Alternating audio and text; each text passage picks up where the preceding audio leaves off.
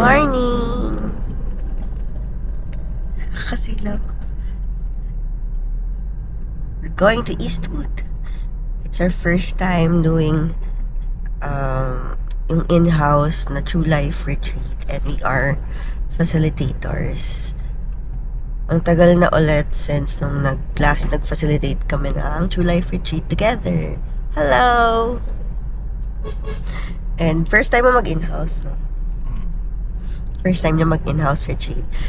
Fun fact, I'm not sure it's fun for you, but it's fun for me. So, fun fact, first True Life Retreat ko talaga in-house dun sa CCF main. And after nung True Life Retreat ko na, it was also April 17. Sa Holy Week din. Holy Week din siya na in-house retreat sa CCF. Then 3 days din yon, uwian. Ganun din, ngayon din gagawin namin ngayong 3 days, uwian din. So we're going back and forth sa Eastwood. It's just a super early. Well, maaga rin naman dati dun sa True Life ko. Pero kasi participant ako noon, so I can come in like before 8 a.m. Pero ngayon, you have to come in by 7 because we're facilitators.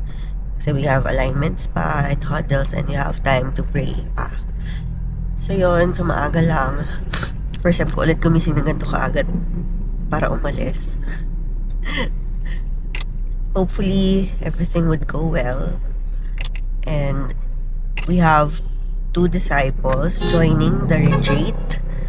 I just hope tumuloy sila. We're hoping and praying na tumuloy silang 2 or 3. Depende kung makakasama yung isa pa. Kasi last minute. Pero hopefully everything would go well.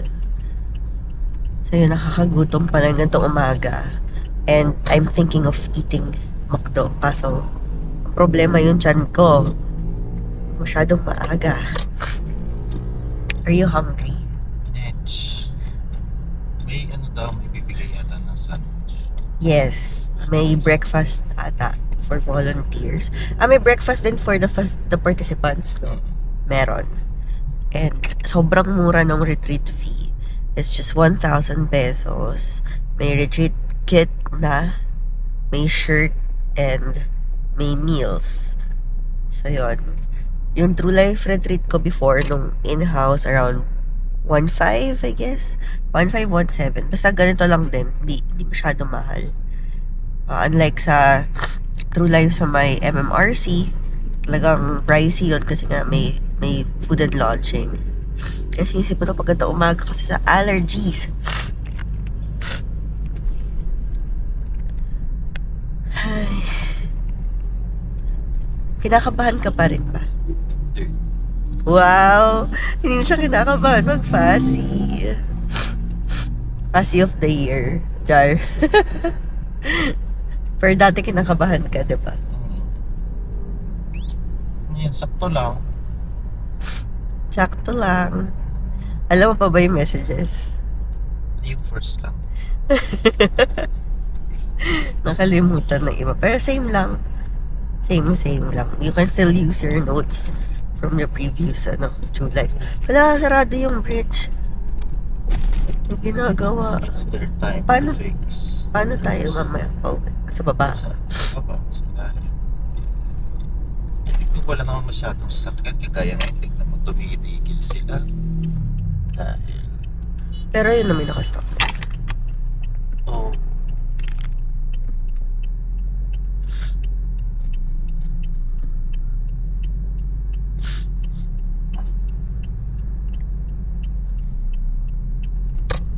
wala siyang emergency. Yeah. Parang triangle. So we left home at around 6:30. And time check, it's just 6:42. At malapit na kami sa Eastwood. And we were actually thinking of checking in.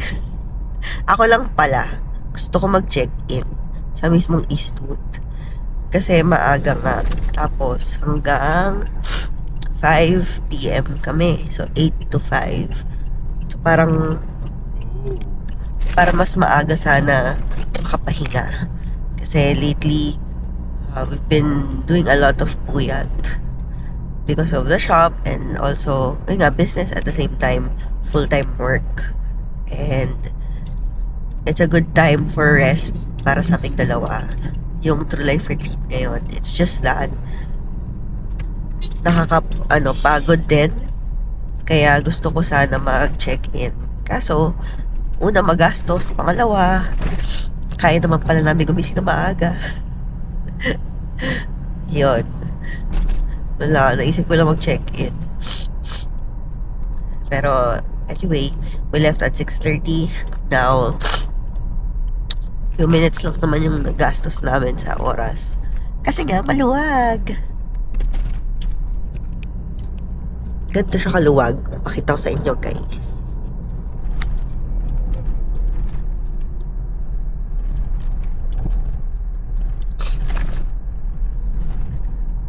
Maluwag. Pero baho-baho yung daan.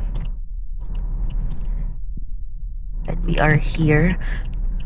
The parking also different siya because sa mall kami magpa-park, Keystone Mall. Kasi yung parking sa may City Walk Mall, closed siya for 2 days.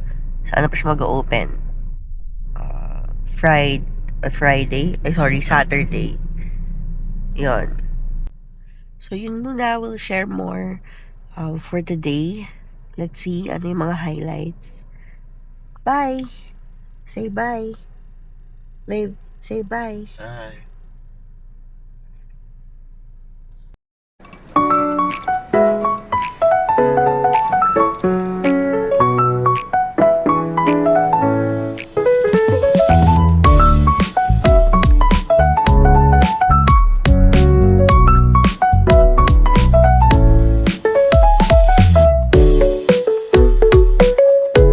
Small steps.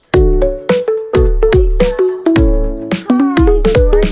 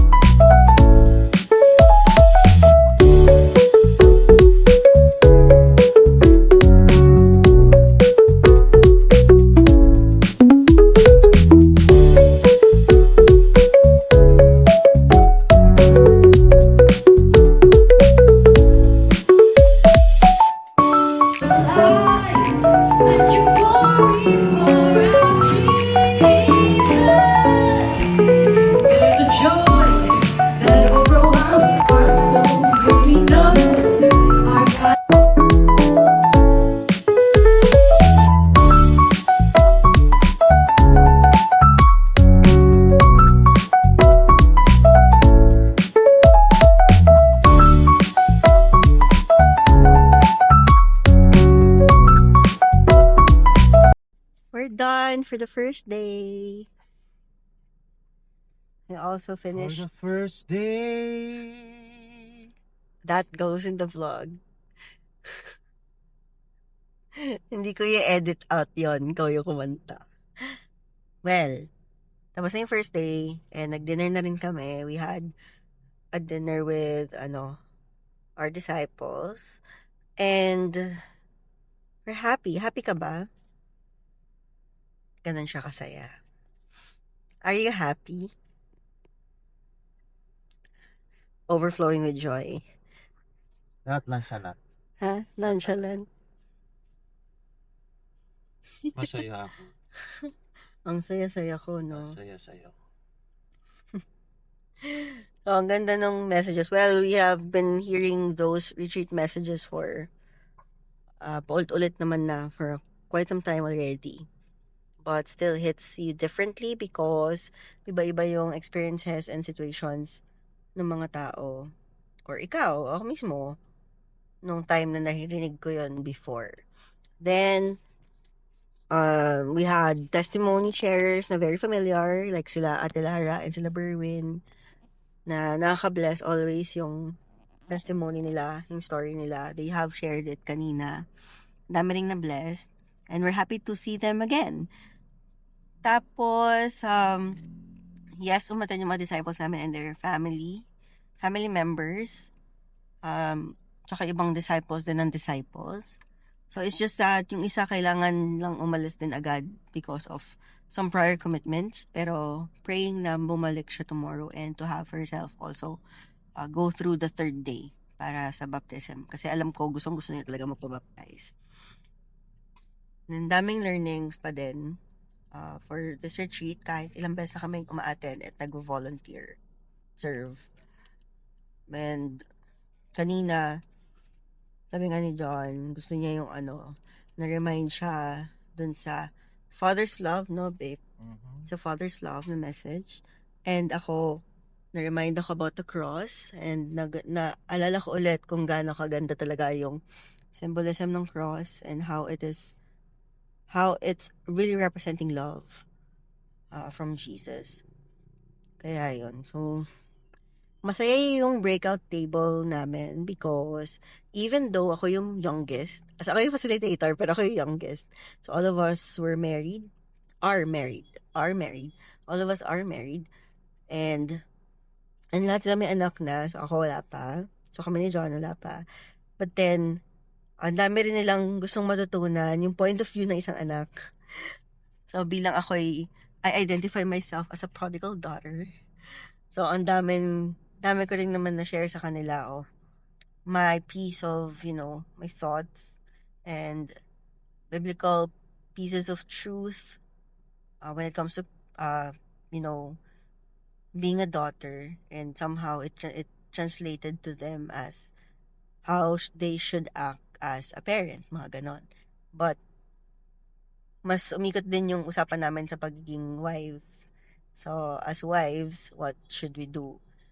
Yung mga ganyan. So, masaya kasi you get to learn more also about their situations. You also learn life experiences na hindi mo pa na-experience.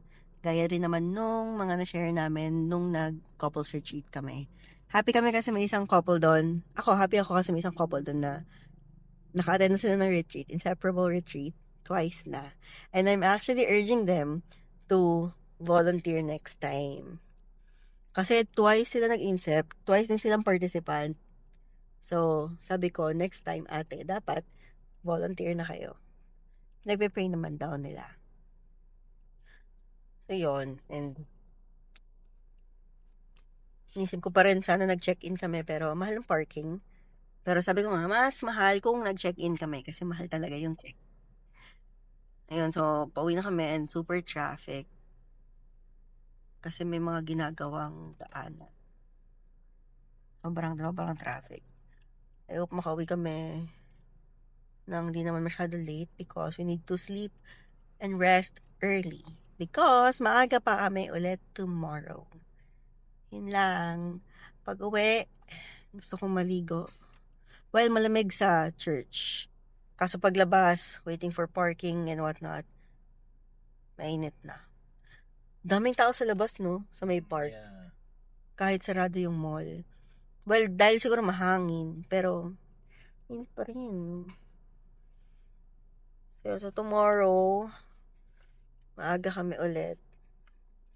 And hopefully, things would go well. And yun. Naantok na. Antok ka na? We, antok ka na. Uy, madaming order ng blueberry. Blueberry what? Blueberry fruity soda. Na blueberry fruity soda. Saka lychee. Kaya, hindi ko pa na-share about the business, yung coffee shop and salon. We're on a separate vlog. Naka-soft opening pa rin kami hanggang ngayon. But, things are, praise God, things are doing well. Hopefully, and praying for better days ahead. And, yun, baka share lang namin next time. Nakikita naman sa mga posts yun. Pinopost, dami naman na kaming posts about it. Yun lang. Good night, everyone. Bye. Can you say bye? Bye! But zero yung muffins. Because we're not selling it na. Diba? Mamaya magbenta na naman tapos ayaw mo ipabenta. Anim yung binili kong so ubos ka agad. Yung ham and cheese.